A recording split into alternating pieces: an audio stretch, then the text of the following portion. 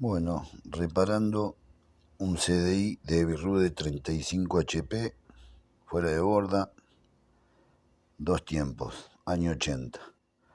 Tenía problema que no tenía señal en uno de los cables de la bobina de alta, así que me decidí a desarmar el CDI.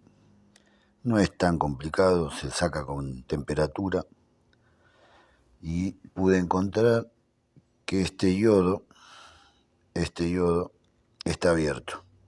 Así que vamos a proceder a cambiarlo, el resto de la medición dio bien y vamos a ver cómo funciona.